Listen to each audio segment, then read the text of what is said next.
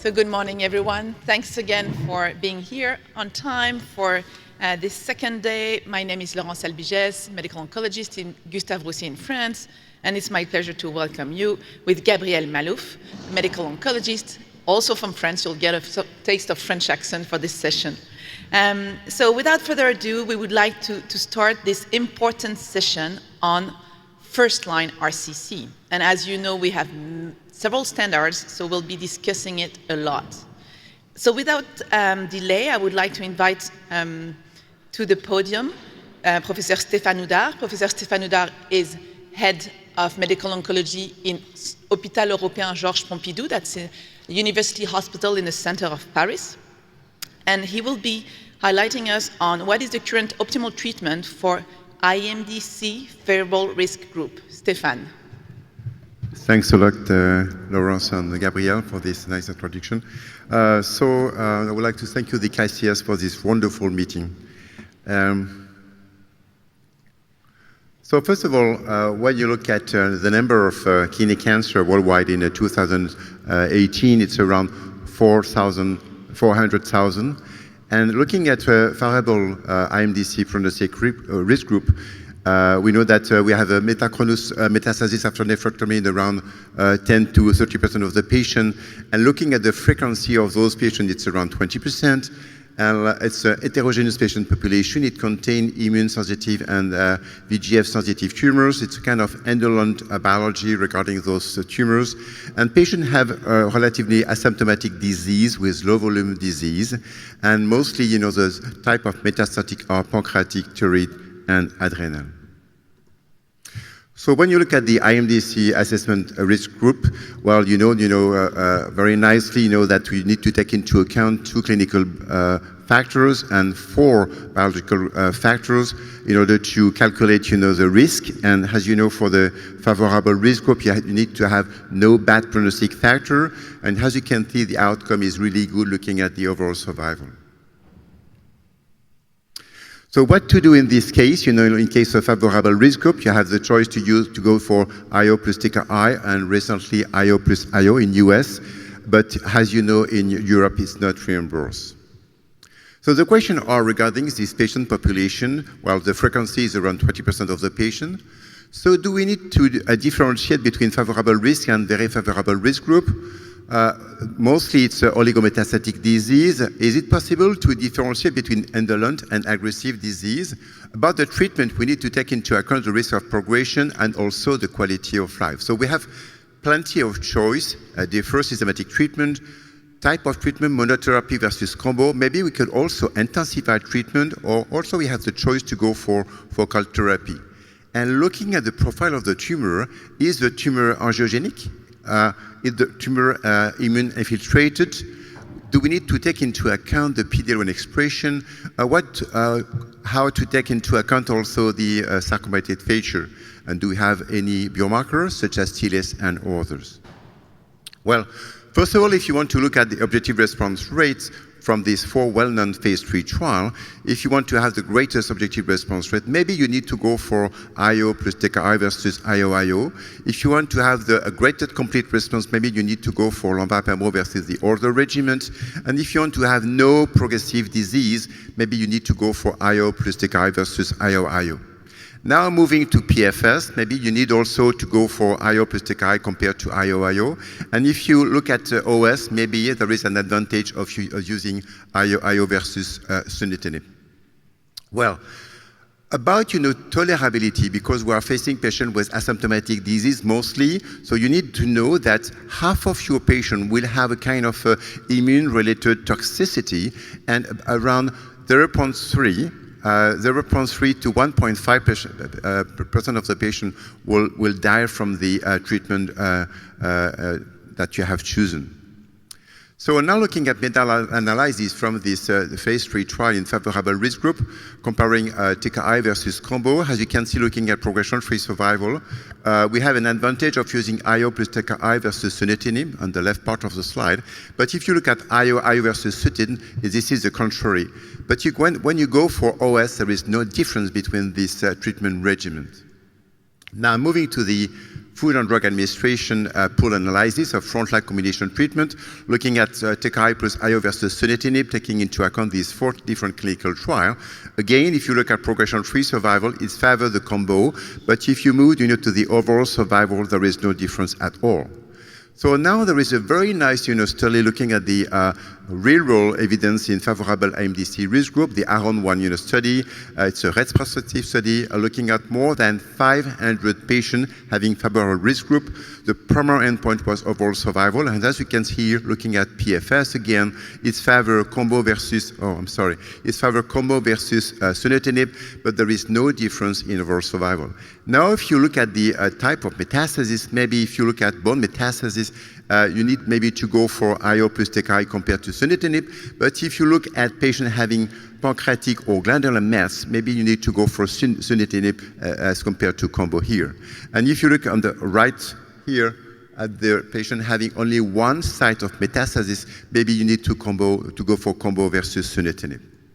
Well, another point, is it really useful to differentiate between favorable and very favorable IMDC risk group? This is a nice study from Zarbar looking at the IMDC database, more than 600 patients, and it focused on those patients having very favorable risk group defined by these following criteria: primary diagnosis to systematic treatment of equal or more than 3 years, and absence of brain, liver, and bone metastasis on a very good kind of C-score. If you look at the favorable risk group, there is no difference between monotherapy or combo. But if you look at the very favorable risk group, it seems that combo do better than TKI alone. In addition to that, if you look at time to next therapy and treatment duration, it seems that whatever the group, we do prefer to go for IO plus TKI versus IO or TKI alone.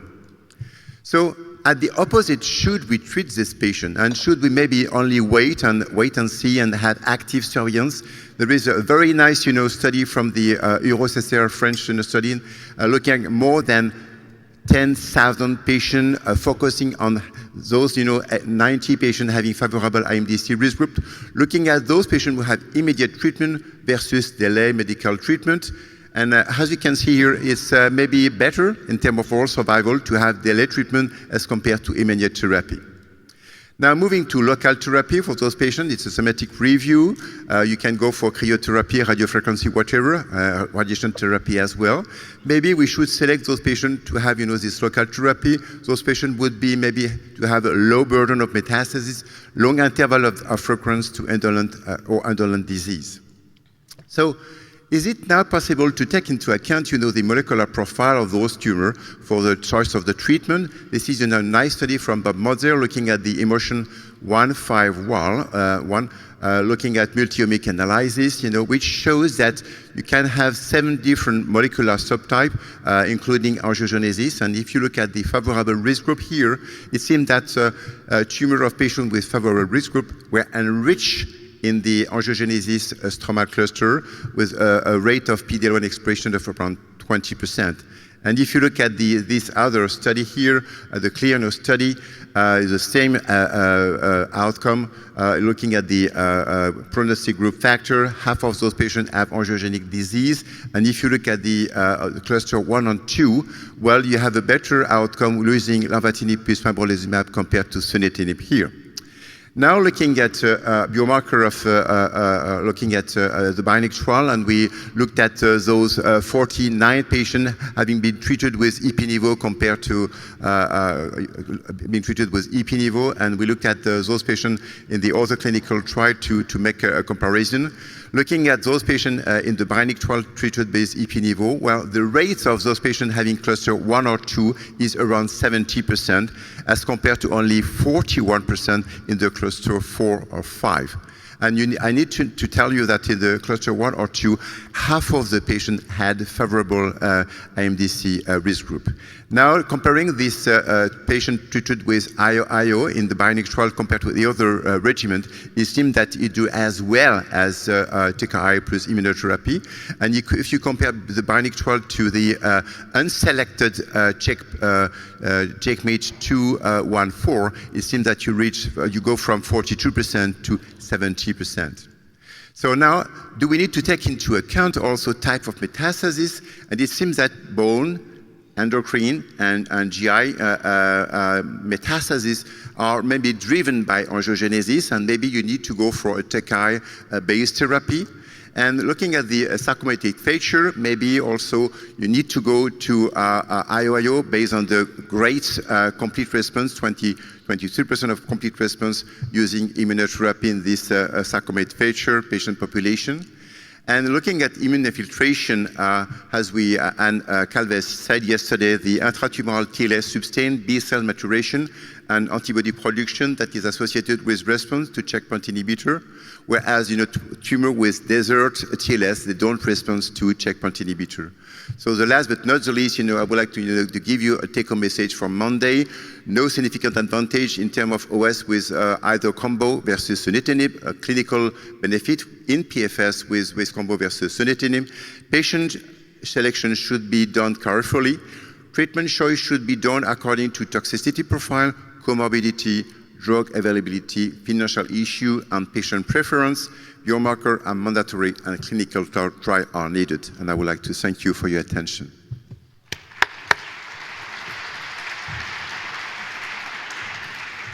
Yeah, thank you, Stéphane, for this comprehensive review. Our next speaker do not need an introduction. Laurence Elbigès, head of the medical oncology in Gustave Roussy Institute and professor of medical oncology. Laurence. Thank you, Gabriel. First, I really want to congratulate the planning committee for an amazing meeting. Thank you, KCA, for having all of us here in beautiful Amsterdam. So my choice is to walk you through the question of IO versus IO-TKI and what are the different aspects we can have to draw our decision here. The bottom line being that standard of care is combination therapy. And I would like to follow this different aspect. There is one situation where I consider it's quite easy. It's when the pathology report can actually guide us. And this is thanks to the work that was led by Nizar Tanir looking at sarcomatoid patients in the Checkmate 214 trial. Interestingly, this subset of patients seems to be the one that derive the higher benefits of the doublet IO strategy. One could also state that single-agent TKI is not working in patients with sarcomatoid features. These are the overall survival data. Really, if you have a patient with sarcomatoid component, it's a must that the patient received IO, and the data are compelling for IO-IO strategy. Then I'm going to walk you through different cases because I feel that sometimes it's the clinic that is guiding us.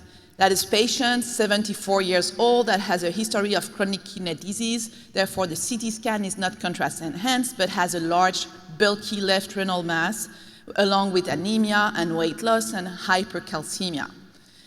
Full workup with MRI showed that both he had not only this kidney mass, but also liver mets. We can also see the thrombus within the vena cava. And how do I want to treat this patient once I have the confirmation it's a clear cell RCC? I'm not sure this patient will get to second line in case he's not responding. So I would pick the items that are the following to decide. I want my patients not to progress into the disease. And as Stéphane has alluded to, this is with IO-TKI that we have fewer risk of disease progression. I want to reach response rate up to 60–70%, and that's the IO-TKI strategy. And I want to prevent the risk of further disease progression, so I want the PFS benefit in such a patient. So I'm going to go for an IO-TKI. There is another situation is when metastatic sites are guiding me. That is another case. This patient had, although no medical history, asthenia, anemia, reveal a right kidney mass, retroperitoneal lymph node below and above the diaphragm, as well as nodules. So for these patients, you can go for IO-IO or IO-TKI. There's no lesion at risk. And at that time, I wanted to enroll the patient into a trial. He had a food blood work. He had all of the IMDC adverse features, high platelets, high neutrophil counts, hypercalcemia, biopsy confirmed clear cell RCC. Because of that, and also because it's strongly recommended in many guidelines now, he went on to have a brain imaging, which revealed several brain mass, not only one on the CT, but actually many on the MRI, We discussed that at the tumor board. Because of the number, we say we're going to start systemic therapy and then provide SBRT to the larger one. And because he had brain mets, I looked into the data we have with IO-TKI combination, and Sylvie Négrier presented at last ASCO GU the CABRA-MET trial, which is cabozantinib, single agent in brain mets. And that's the best data we have with regard to response rate in the brain with any systemic therapy in RCC. So the patient received cabozantinib plus nivolumab as a standard of care. He had major response in the lung, as well as necrotic changes on the primary tumor, and he had a complete response in the brain. His response lasted for 2 years. He had further disease progression afterwards. But the bottom line is that because of the brain mets, that changed the way I would treat my patient. And then sometimes we try to be wiser, and I want to congratulate here Stéphane Houdard for supporting Jan Vanno's effort to build Bionic trial.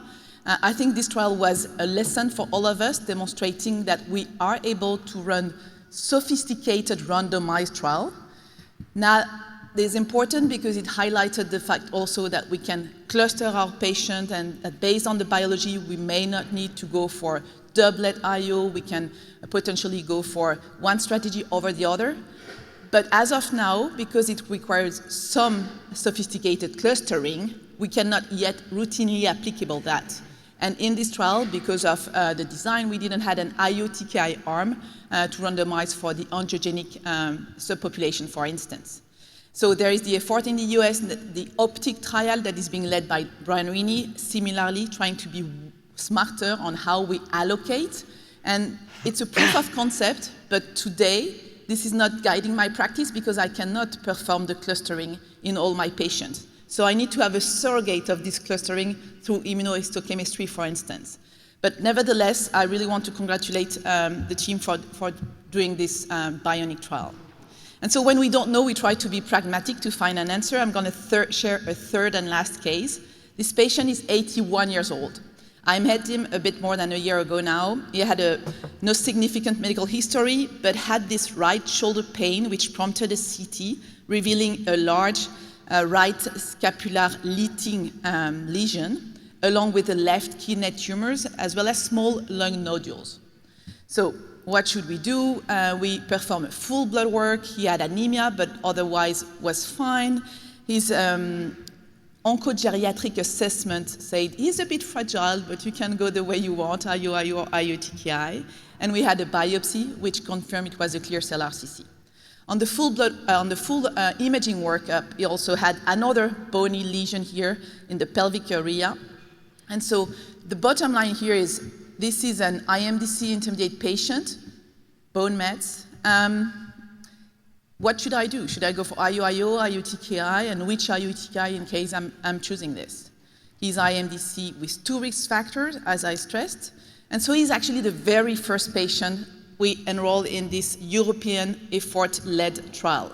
So CARE1 is an EU-funded trial, funded through the Horizon grant system, but also had national grant in France, as well as philanthropic grants from Chris Foundation, as well as the Raising Tide Foundation now, which enroll any patient with clear cell RCC, IMDC intermediate and poor, to look at the PD-L1 status assessed by your pathologist, and then randomize patients with the hypothesis that in the PD-L1 positive patients, the IO-IO strategy would be superior to the IO-TKI, and you can choose the IO-TKI that you want.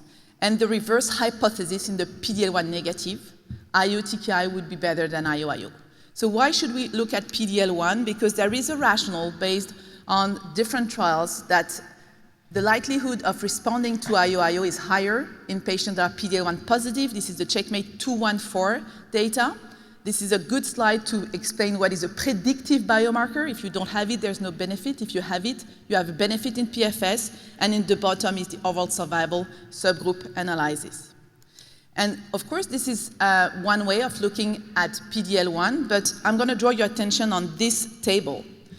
The different trials didn't look PD-L1 the same way. 2 of them did. That's the CheckMate 214 and the CheckMate 9ER, looking at tumor cells, staining, positive being defined as more than equal or more than 1%. And if now you look attention to the hazard ratio to the right part of the slide, and of course it's against sunitinib because we don't have yet head-to-head comparison, but the magnitude of the hazard ratio for benefit against sunitinib is higher in the PD-L1 positive for nivo-EP, and it's the reverse, PD-L1 negative for an IO TKI, here nivolumab plus cabozantinib. So that's the rationale for CARE1. This is how the trial is going right now. So we have 2 countries, now 3, because Netherlands just got activated that are enrolling. But it's Austria as well as Czech Republic, and this month UK are starting to enroll.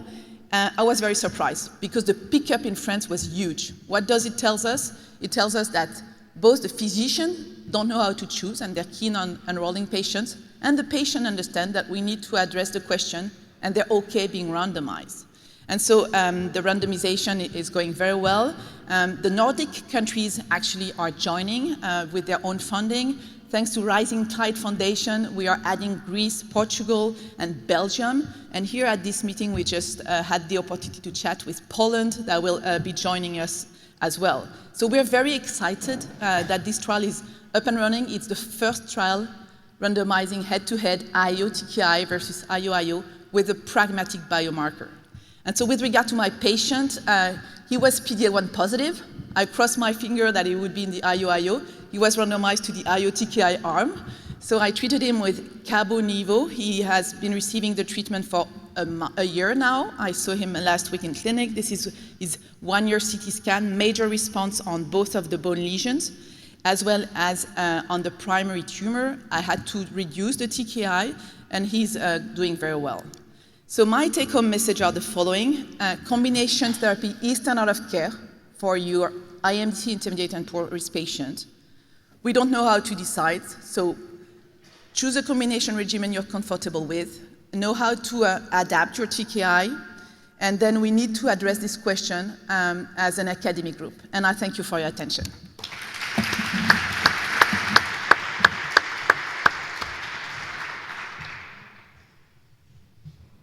Thank you, Laurence. Our next speaker is Professor Ignacio Duran from Hospital St. Andrews in Spain. Ignacio. He will talking about the role of IO post-adjuvant pembrolizumab. Fact or fictions? Well, thank you very much. Thank you, KCA, for organizing this amazing meeting and for giving me the opportunity of being part of the planning committee. Okay, so we're going to talk about, this session is treatments of advanced kidney cancer, but this is a different setting. We're going to talk about the role of IO post-adjuvant pembrolizumab, whether this is fact or this is fiction.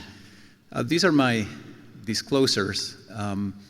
So those are my principles, and if you don't like them, well, I have others. And what I mean by these disclosures is that the level of evidence that you're going to hear in the next 9 minutes and 24 seconds is not as high as the one you've heard before. So it's all debatable. But let's see if I'm able to, send the message. The learning objectives are discussed about the new clinical scenario that now we have in our clinics, and we're going to have it more often, which is that patient that relapsed and became metastatic after receiving adjuvant pembrolizumab, and what are the challenges associated with that clinical situation. I'm going to try to review with a critical approach the evidence that we have and that actually could help us making the right decision in this context. So being in Amsterdam, and I couldn't avoid to refer to Vincent van Gogh, and actually he had a bit of a troublesome life, and he was actually born 1 year after a previous brother who died, and his father or his parents decided to name him exactly the same. And apparently that was pretty complicated for him along his life. And it takes me to the question of whether metastatic kidney cancer after adjuvant pembrolizumab is actually the same boy. Are we talking about the same disease? And let me just remind you that Keynote 564 resulted in the approval of adjuvant pembrolizumab, and this is used almost, across the world. And that was based initially on PFS benefit, followed by OS benefit. So now we are convinced that that drug may induce some benefit, and we heard some interesting discussions yesterday. The truth is that real-world data show us that there is a relevant uptake of this strategy in the clinic, And we've seen that, the data from these real-world data series is actually quite similar in terms of efficacy and toxicity. But the reality, and we heard that yesterday as well, is that there will be a significant number of patients, about a third of the patients in the pembro group, that are going to experience disease recurrence. And those recurrences are going to be a challenge in our clinic because we don't have a lot of evidence that I will show you in a minute. The first thing is, okay, those relapses that happen in Keynote 564, who is who? I mean, how were those patients? And, the first message is the majority of these relapses were distant recurrences, about almost 90%, most likely early metastatic disease owing to the close monitoring. Remember, we were doing CT scans quite frequently. And there's about 80% of them that receive systemic treatment, and there was a lot of discussion about why only a certain percentage receive immunotherapy, why a certain number receive only VEGFR targeted therapy. But keep in mind that also about a third and a fourth of the patients receive surgery or radiation.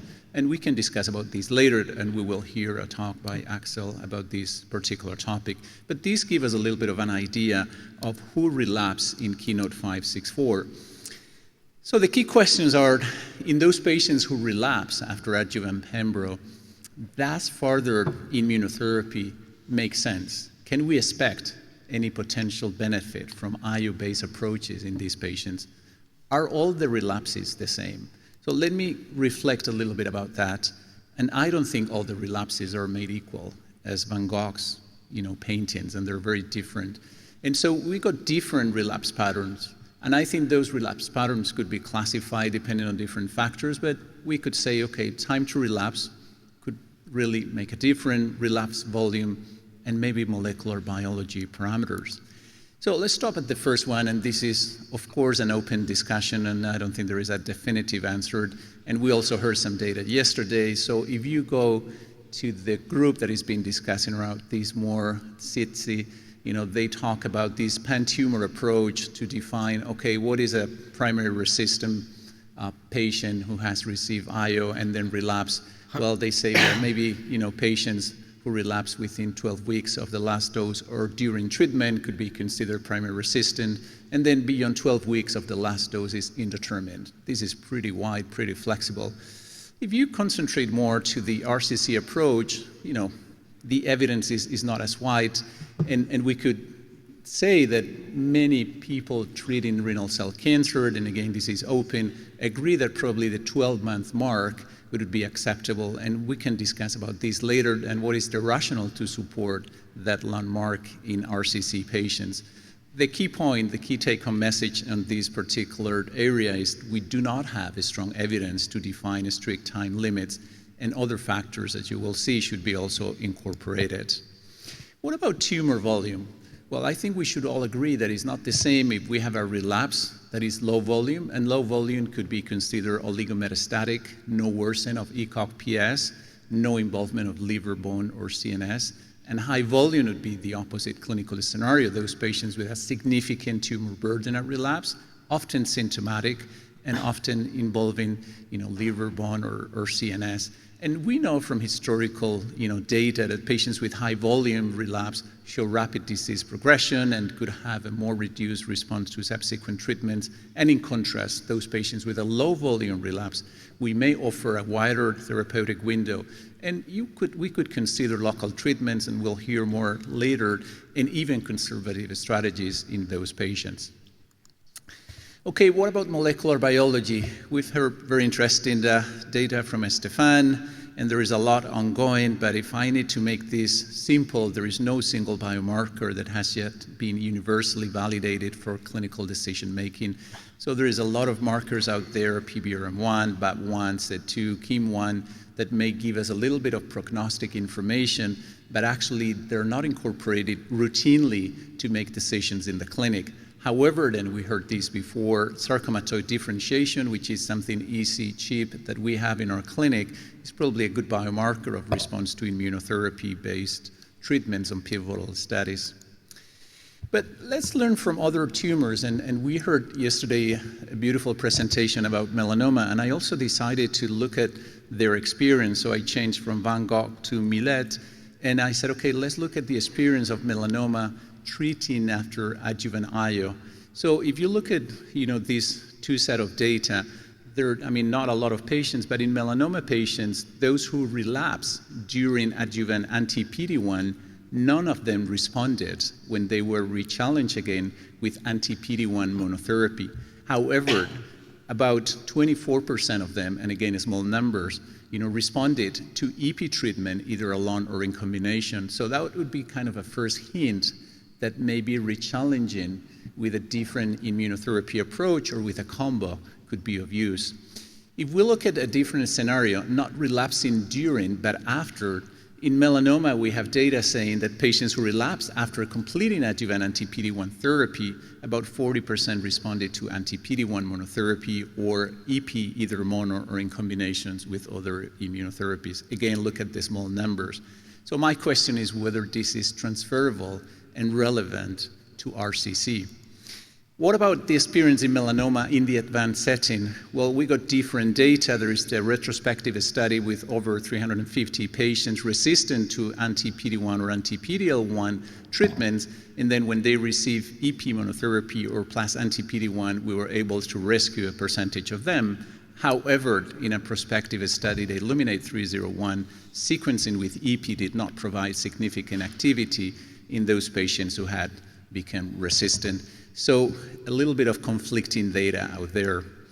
What is the evidence in renal cell cancer and in the advanced disease? Well, we heard this before, but CONTACT-03 and TiNivo-2 actually came to demonstrate that there is no benefit for continuing PD-1 or PD-L1 inhibition following progression to previous checkpoint inhibitor-based therapy, and the data points in favor of tyrosine kinase inhibitors, different compounds. Sorry. What about the sequential approach? The data that we have from 3 major studies, TITAN, Omnivore, GU16260, show us that actually sequencing is not a good idea, and the sequential approach reduces the chances of response is lowered. We have some interesting data from Fraction RCC that patients who progress to immunotherapy fail to demonstrate benefit from sequencing. And in ReNivo, retreatment with Nivo or Nivo-EP in previously treated patients with checkpoint inhibitors who interrupt treatment due to progression, toxicity, or due to a clinical determination, failed to be really active. But it was very interesting, the data, because we learned some possible predictive factors of greater benefit. So we learned that patients that had a larger interval, a larger progression-free survival over a year, or disease control with previous checkpoint inhibitors, or that stop due to toxicity, those patients benefited more. So I think we need to keep that in mind. So the take-home message would be the use of adjuvant IO is reshaping, there is no doubt, the scenario of advanced RCC in our clinics. The current evidence, mostly extrapolated from RCC and other tumors, questions the efficacy of sequencing checkpoint inhibitors upon progression to adjuvant pembro.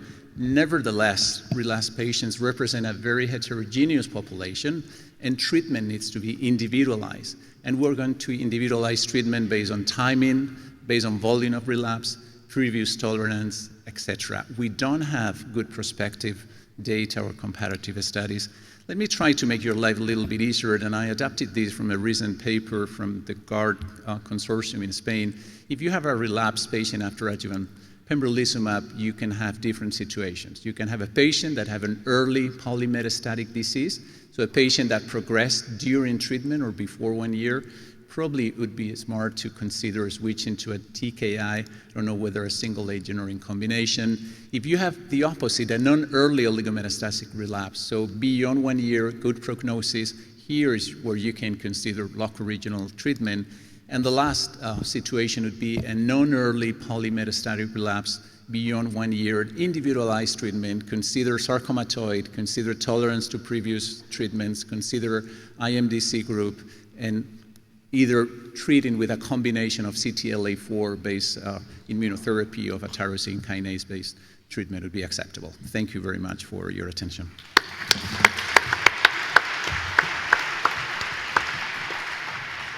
Thank you very much. And now, Ignacio was fantastic. And now we're going to move on to the local therapy for oligoprogression, surgery, radiation therapy, or both. And we're pleased to have Professor Axel Bex. Axel.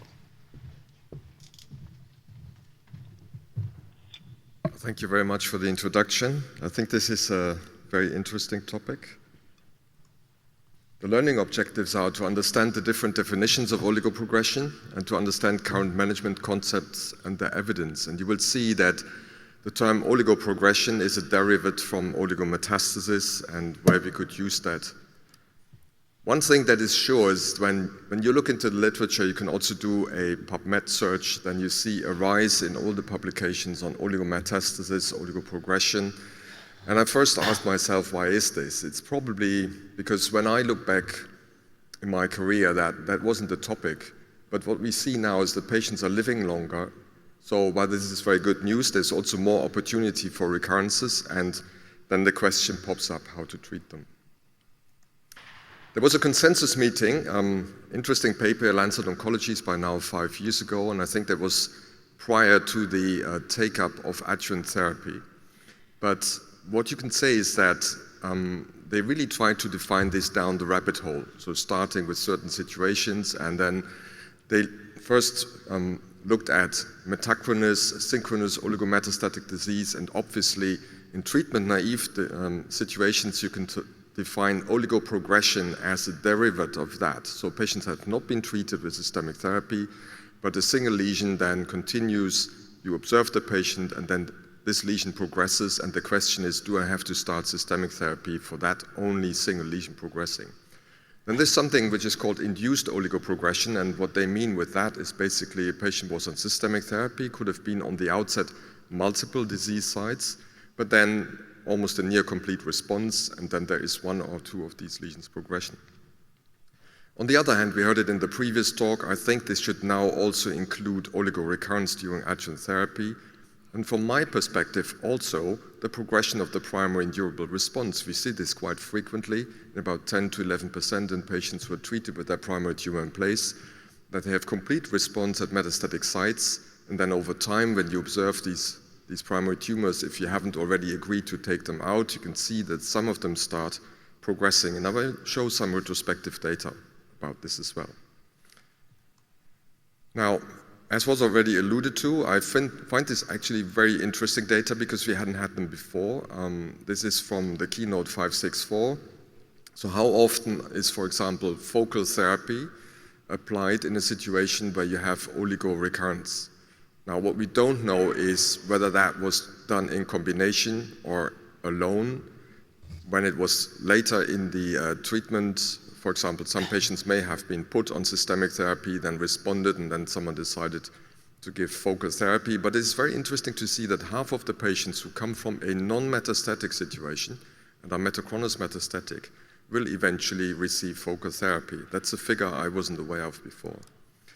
Then let's look at entities and nomenclature for local therapeutic options. My talk is about radiotherapy and surgery. If there would be intervention radiologists in the room, they would be fuming because they consider that cryotherapy and ablative therapy, microwave ablation and RF radiofrequency ablation an equal part.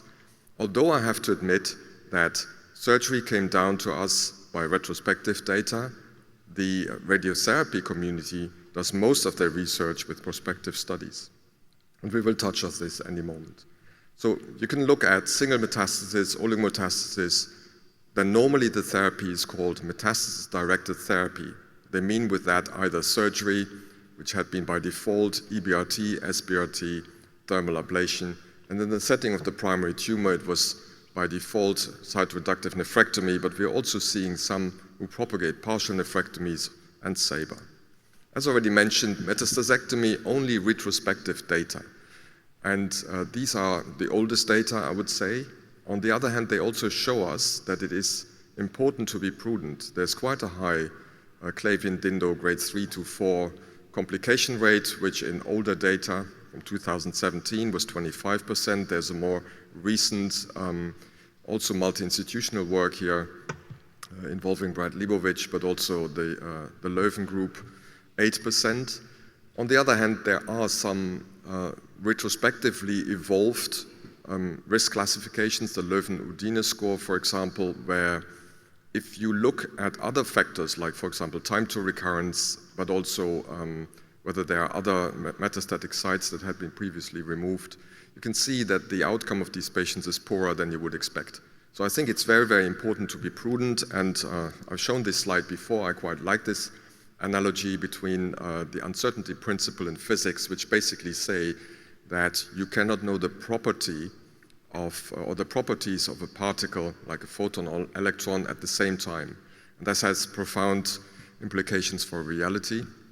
For example, if you want to know the position, then you do not know the momentum. And I think in oncology, we know the position of the metastasis, but what we hardly know is the dynamics of how the disease develops. We've seen this, we've discussed the IMDC risk factors and everything, but still at the end of the day, if you see a patient in clinic with a single MET, you do not know whether they are rapidly progressive or not. So the only thing that would tell you is an observation period which you can discuss. But that is also one of the reasons why there's this evidence being built with SBRT. There are a couple of studies ongoing. There's the French GETUC STORM study, which is the only randomized study in this setting that looks specifically at oligoprogressive clear cell renal cell carcinoma. But let's look at some of the data that have been done in single-arm studies.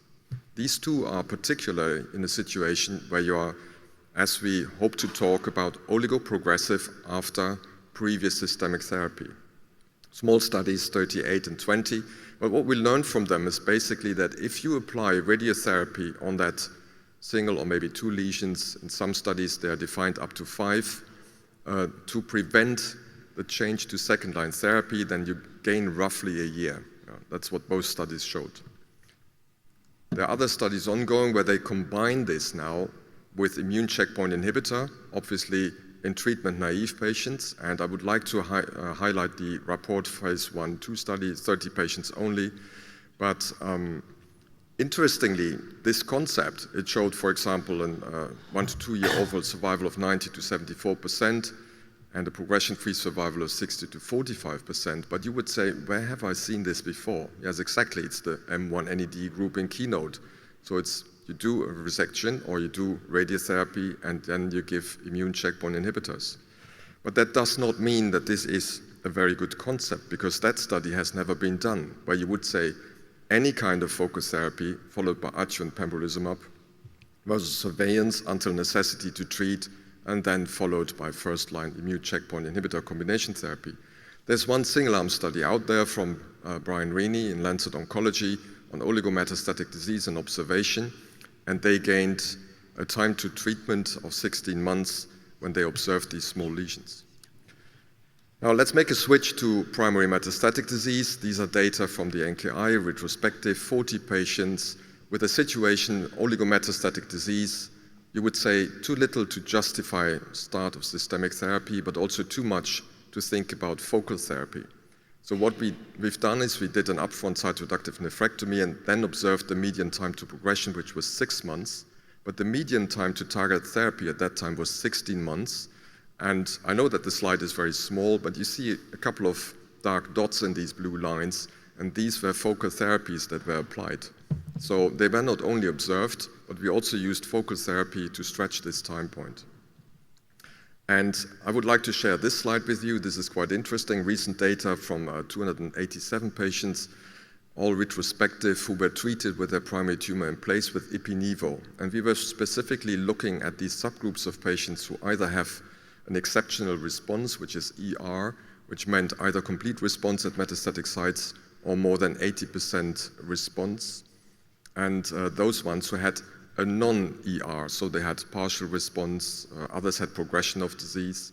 But there's this subgroup here, this the non-ER that had then cytoreductive nephrectomy. They had a 4-year landmark overall survival of 75%, and these were those patients, only 10, who had progressive disease in the primary. Obviously, they had a very good outcome because you wouldn't go for deferred cytoreductive nephrectomy in this setting if they would be progressive at metastatic sites. But it's interesting, if you look at the survival of all these subgroups, they're very close, and that is one of the reasons why we need these studies in this setting as well. So whether you have to perform a cytoreductive nephrectomy or you do it as it was in Carmina, when you think it becomes necessary, this has not been elucidated.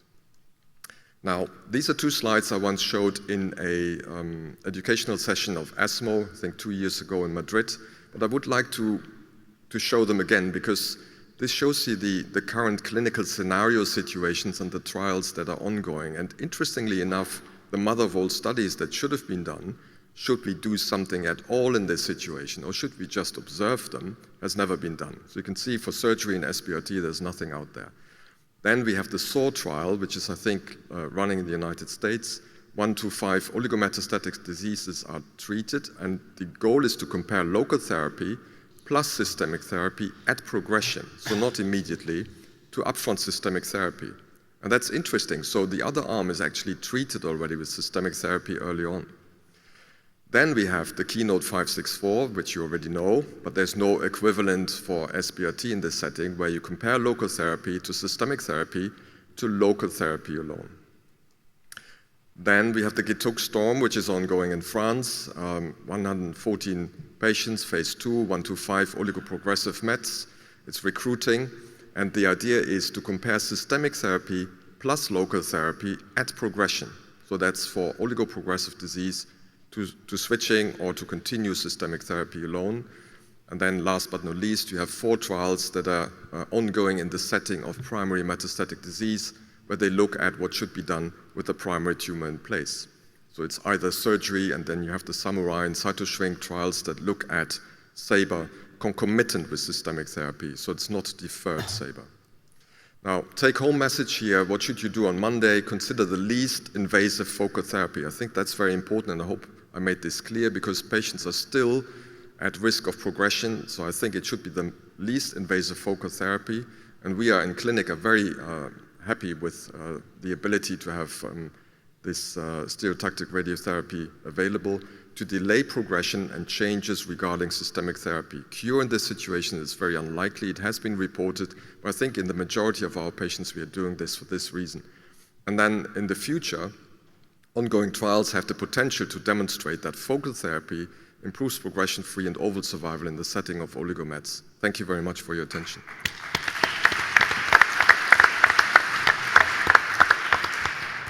Thank you, Axel. So we are perfectly on time, meaning we can have time for questions. And so we have 25 minutes of Q&A, and we know there will be a lot of questions. So Nizar, feel free to start.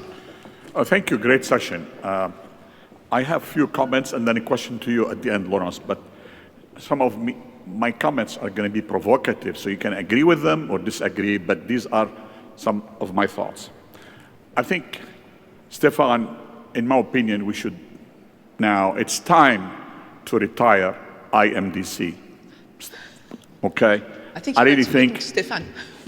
well, because he started by talking about, you know, favorable. I completely agree. Favorable, very favorable.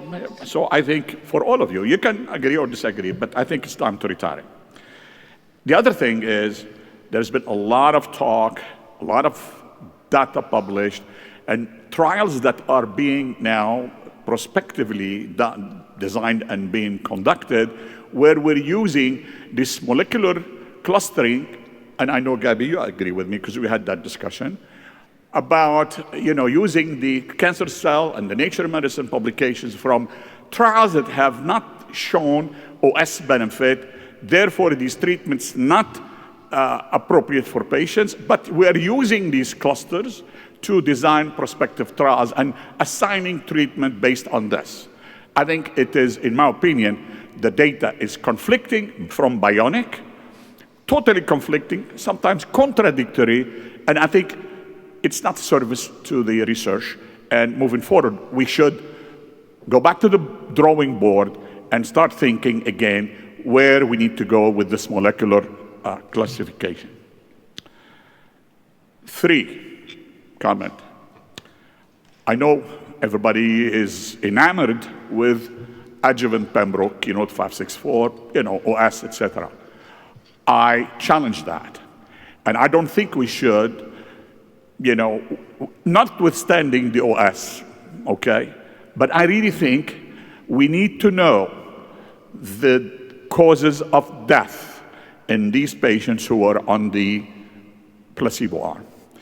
And we really need to know why a very low percentage of patients received adjuvant, but not subsequent immune checkpoint therapy after they had progression on placebo.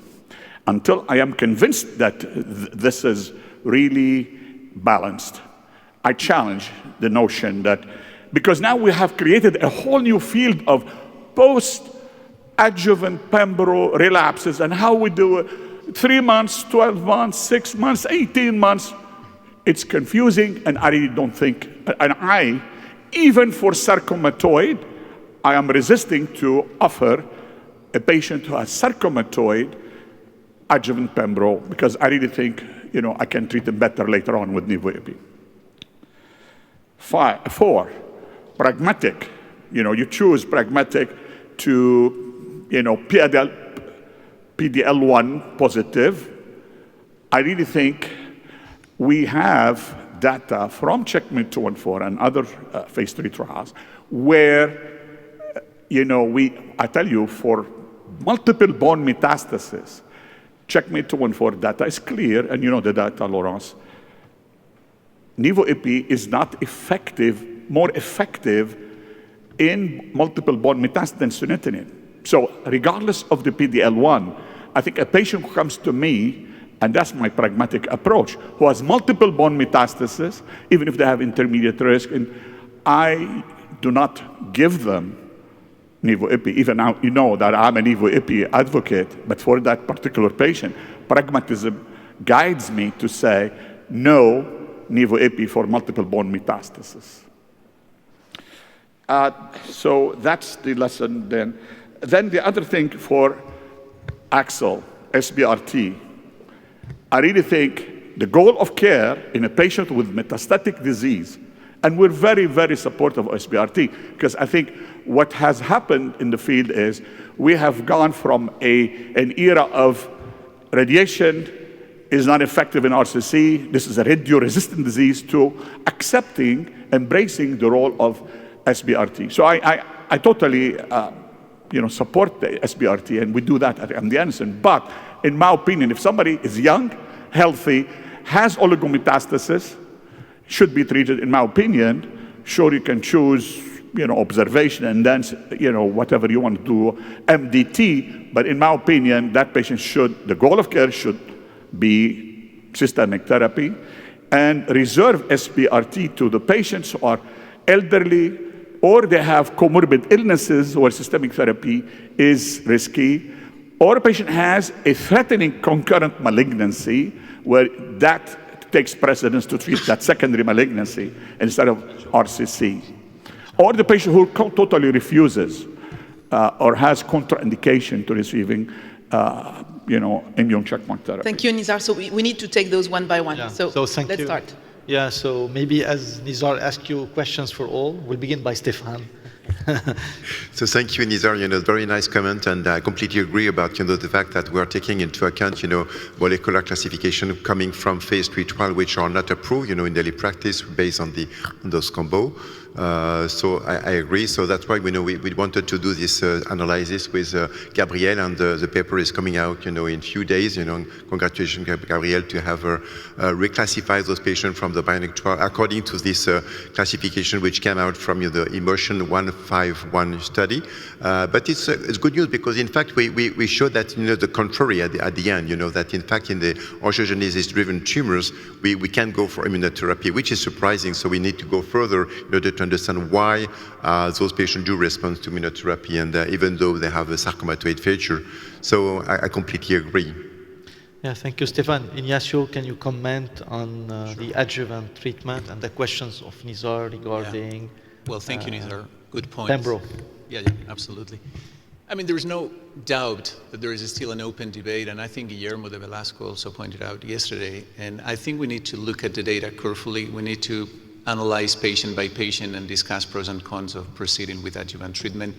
Let me tell you, I was very critical with the initial data, which was only, disease-free survival. Then I had to, accept the benefit in overall survival, with a significant hazard ratio. And what I think is, those patients need to be carefully discussed in the multidisciplinary tumor board. I think staging does not properly reflect the real risk of relapse, and we can discuss about this a lot. PT3, they're not all the same, and we're putting them all in the same bucket. So this is what we discuss in our multidisciplinary tumor board. We try to identify those patients that are really at a high risk of relapse. We heard Laurence talking yesterday about different nomograms to estimate the risk of relapse. We do the same thing, and we discuss with the patient whether or not. And let me tell you, I'm not oblivious to the toxicity, and we're actually presenting a death here of a patient with adjuvant treatment. It was a poster. And so we need to be very careful with that because it's unusual, but could happen. So the message is well taken. I think we need to be careful. I don't think we should be as extreme as you propose to ignore the whole study and not doing it in any patient. I think patients probably benefit from that. Going back to what happened in the relapses of those patients, it's true that we haven't seen the whole data. I don't think we will get that data ever because it's probably not easy to collect all that information. I think part of the discussion could be counter-argumented by saying that, you know, in the study they follow the patients every 12 weeks with a CT scan, which is not probably current practice. I don't think we all do CT scans every 12 months, and they probably capture a lot of oligometastatic relapses, and they probably capture a lot of relapses that were a good prognosis. And those patients, at least under my opinion, still benefit from either single-agent TKI or surgery or SBRT. And there you got the numbers of how they were managed. So to conclude, I agree with you that we need to critically approach the data from the adjuvant study, but I think there are patients that benefit. The second point is management of those patients who relapse in Keynote 564. I think part of it is explained by these early oligometastatic relapses. Thank you, Ignacio. So to the comments of Nizar, provocative, honest response, Laurence. Yeah, sure. So Nizar was challenging me on bone mets as a biomarker or as a marker to decide on treatment. So the chance with CARE1 is that it's a platform. And because we're randomizing all patients between IO-IO and IO-TKI, we'll be able to look at that, Nizar.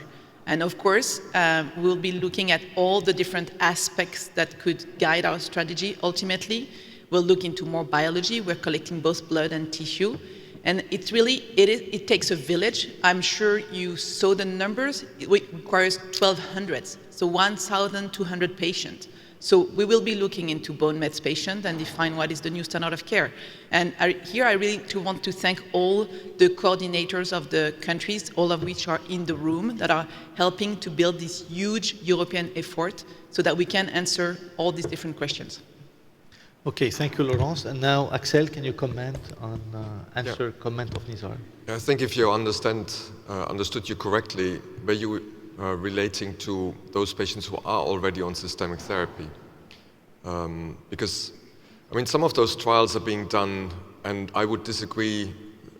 So at the consensus meeting, they agreed that oligometastasis would be up to 5 lesions. That is already quite a lot, in my point of view. And if a patient is young and you have 5 lesions, to give radiotherapy to 5 lesions rather than systemic therapy, that's debatable in my point of view, and is currently also investigated in trials. But if you have only a single lesion, then the question should be, can I observe this, or do I have, upon progression, the option to do focal therapy? And that could be surgery, or it could be radiotherapy. I would also use that for a young patient, because we've seen patients progressing. You do your surgery and then 5 lesions, yeah. Go, okay, 5. I would agree. I mean, first of all, it's being investigated, so who of us really knows that? But my gut feeling is that 5 lesions are actually quite a lot. You know, I wouldn't consider that oligo. Michael.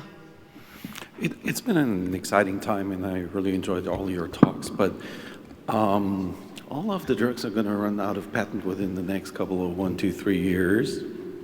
And we haven't put in the work to figure out how to treat a patient. We don't guide people what to do. We have guidelines that list a number of options, but that's not guidance. You cannot prescribe 13 options in the first-line therapy.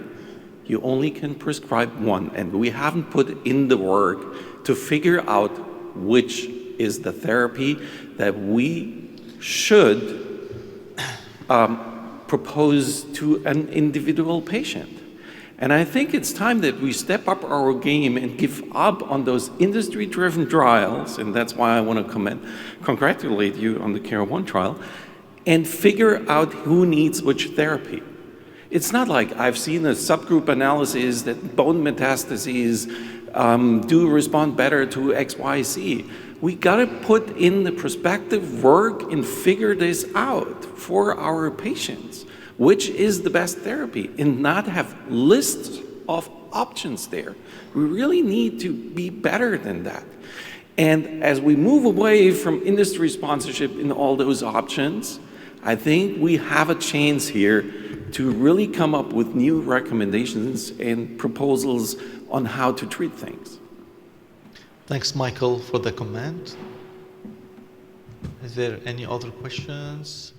So, Michael, I couldn't agree more. That being said, we need head-to-head comparison. And ultimately, I mean, we're curing likely 10-12% of our patients.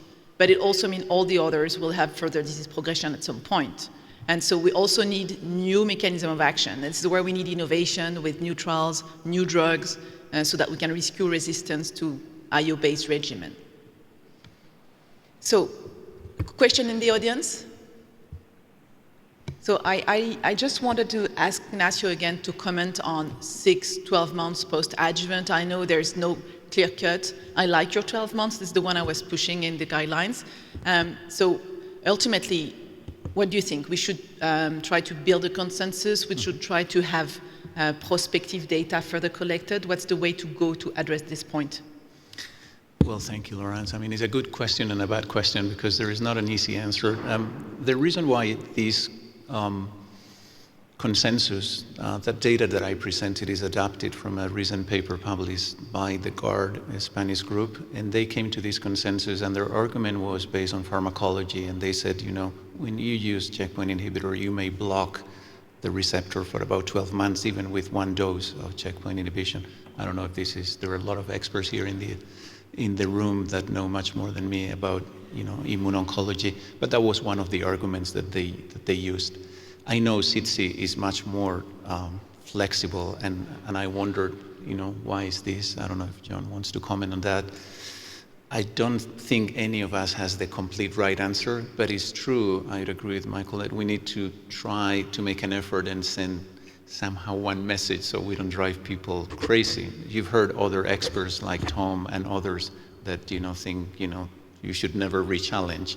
I mean, the truth is that we're lacking good data, and the truth is that I wouldn't be as extreme as Tom, and I think we got data that suggests that re-challenging with doublets works in other diseases, and I think we also have that data from renal cell cancer, and some data will be presented at ESMO also from IMDC. So I don't think this is a dead end, like if you have received Pembro, you will never receive ever, you know, a checkpoint inhibitor combination. Whether 12 months is right or wrong, I'm pretty sure it's debatable. And so I also wanted to ask maybe Tian here in the room to comment, because we're all eager to hear from Pedigree that you've been leading for many years about the adaptive design. One challenge in metastatic setting, frontline, is can we get to a more tailored approach? And so, Tian, could you just highlight us on when to expect, or maybe what hint we could have at ASCO? Thanks, Laurence. First time I'm receiving a question as an audience member. Wonderful talks, wonderful panel. Thank you for asking about Pedigree. It's been a 10-year effort in the US in the cooperative groups, and we're about to present our step 1 data. So this is all patients with intermediate poor risk and IMDC criteria that are treated with ipilimumab and nivolumab in that first step. So we're happy to have an ASCO platform to discuss the demographics, how patients are then separated out and randomized into step 2. And I think it's a way for us to really think about achieving a deeper response for our patients. And so hopefully those patients that are not primary progressors are then achieving even deeper responses, living longer. Primary endpoint is overall survival. And we're helping patients live it longer with that adaptive approach to immunotherapy doublets. And so that primary endpoint of overall survival, it's hard to know when it will report out. Our statisticians are very tight-lipped about it, but we're thinking possibly in the next 1 to 2 years. Thank you, because one of the challenges is patients with very aggressive disease, which is not the one that were enrolled in Pedigree, of course. But the question of the triplet is that we don't know how to select patients that could benefit from an intensify approach. Is that something in the US, although COSMIC did not demonstrate overall survival benefit, is that something you would still consider in some patients, going for an IO-TKI? It's not approved, but the bottom line is you want to induce deep response, but also have the benefit of the CTLA-4. Sure, and I think COSMIC was such, we really wanted to see if that triplet would work, and the toxicities, the patients who had treatment hold and discontinuation probably limited that analysis. You had presented a very nice analysis of the macrophage-enriched population of COSMIC 313 at GU ASCO, and so could we find those patient population, for example, the ones that would benefit, or is there a less toxic regimen? There's another triplet out there, LightSpark 012 has finished accrual, and so I think in the years ahead we'll think more about triplets in frontline. Thank you. Thank you. I have a question to Axel. Axel, regarding exceptional responders, you showed us the data with deferred nephrectomy or without deferred nephrectomy. I mean, the numbers are small, but it looks like there's no advantage for survival.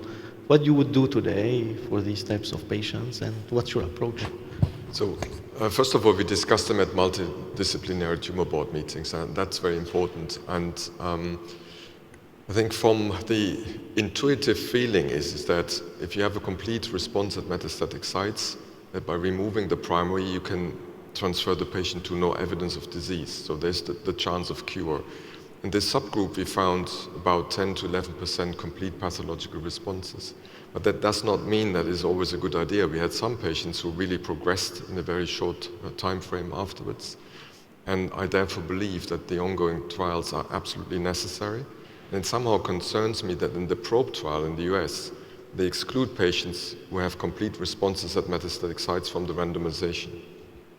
And I have also met patients personally in clinic who said, I understand the concept that you want to take out my kidney, but so far it has gone well, it shrank, and I prefer what I have.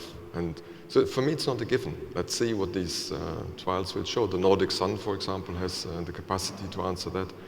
There are other concepts that we were discussing with the European Union at the moment. Let's see. And Axel, would you look at the path report to define if you want to go for more IO, for instance, if you're not at the 2-year mark? Do you mean continuing therapy? Yeah, meaning you operate on a patient after 1 year, for instance? No, I don't think so. First of all, I don't think there is a hard time point. I would very much be in favor of having at least demonstrated a period of durable response. Now, that can be defined as an academic group, what we consider. But I would say at least 2 successive CT scans that have shown no progression, or at least a further decline in what happens. And then it's a little bit what we discussed yesterday, when would be the ideal time point. But once your immune system is stimulated and probably recognizes the target, then for me it's important that we are not doing the surgery too early, that those patients are actually starting to progress systemically, and then you add another situation or intervention in a situation where it doesn't help. Thank you. Do we have some more questions in the room? Oh, we do. One more. No, not right. Ari. Yeah, just one quick question, please. Quick question, and just actually a comment, curious for Axel's thoughts. So the adjuvant data has taught us, especially with repeated imaging so quickly, that we can catch a lot of recurrences early on. And actually, if you look at the ASSURE data, they had identified abdominal recurrences, for example, at 15 to 20% of patients. Some of these, there is a nuance, and I think there's a surgical recurrence, what we call it, versus a medical recurrence. And I'm just curious about the approach here. At least at Memorial, we've seen some patients that have had surgery, and then they have, sometimes it's from minimally invasive, it's not clear entirely, but you'll have a recurrence around the kidney, especially if it's a partial nephrectomy. And there is tendency sometimes in the community to treat those patients immediately with systemic agents, whereas many of us view this as a surgical kind of change in biological behavior. And I'm curious to see what the audience thinks about that approach in terms of local therapy in that group. I think it's very interesting. So I can't disclose the results because this paper is currently under review, but we wanted to do this with the EAU guidelines, but then eventually contacted several people in Europe who have well-maintained databases following partial and robotic or also open surgery, in which we tried to come to understand what is the incidence of local recurrence following, for example, partial nephrectomy, if that answers your question. And that is at the level in between 0.4 to 0.6%, so it's not minimal. But you can see that some of these patients were treated with local therapy, others with systemic.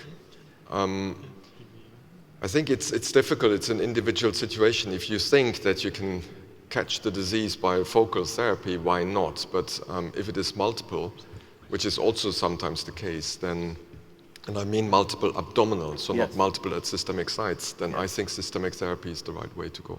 So we have 1 minute for a quick question from Professor Hannan and quick answer. Yes, maybe it's more a remark than a question to Nacho's question. How long you should wait until you could retreat patients with immunotherapy? In the adjuvant setting, of course, we don't know. And you may be right that there is perhaps receptor occupancy which lasts a year, but it's always measured in the circulation, right? You don't know what's happening in the tumor. That may be very different there.